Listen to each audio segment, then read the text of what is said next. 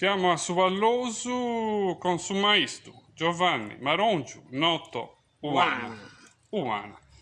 Allora, da lui ci facciamo raccontare un po' questa arte nobile dell'intreccio del giunco, ma presentiamolo un po'. Giovanni Marongiu, nato a Cabras. A Cabras. Del 37. 37, quindi giovanissimo. Sì, 3 anni a dicembre.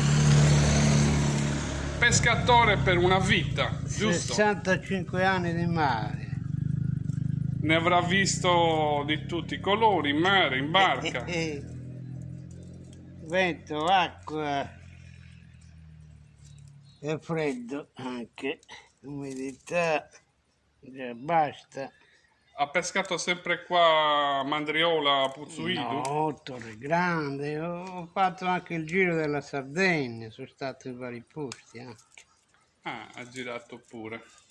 Arbatax, Niscola, San Teodoro, poi a Costa Smeralda, e ho girato un bel po' lavorando. Cosa sta facendo adesso? Questa è una nassetta che prima si adoperava per polpi, murene, gronghi, pesciolini. Adesso però è tutto in plastica. Come hai imparato quest'arte?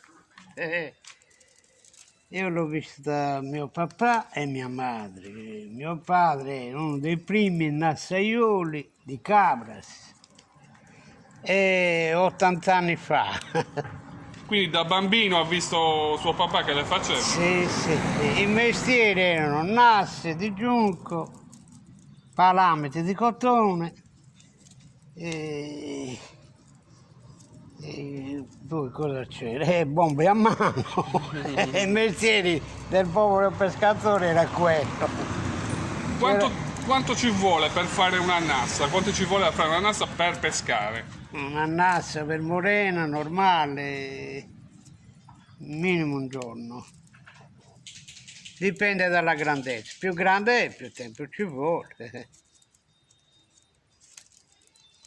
Allora, il giunco, dove si trova e quando va preso per lavorarlo? Il giunco io lo prendo nelle paludi, intorno alle paludi, a giro le paludi, no? E si inizia dai primi di giugno fino a settembre. Ma va... Per essere solido, diciamo. Si può utilizzare subito o va lasciato, bisogna aspettare? No, io lo lascio asciugare un mese. La sera devi metterlo dentro al riparo, poi al mattino lo rimetti al sole. Devi avere un po' di cura, ecco. Per asciugare bene, per seccare bene, diciamo.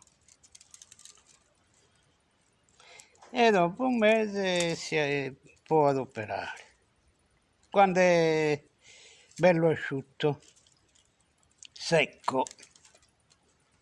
Benissimo, ringraziamo il signor Marongiu, ricordiamo che alcuni suoi lavori sono esposti qui a Suvallosu sino al 31 ottobre, la mostra che è aperta da oggi, 1° luglio, li facciamo vedere un attimino, abbiamo questi bellissima nassa e poi questi altri disco volante, tra virgolette, chiamiamolo, questo gigantesco intreccio e la cupola.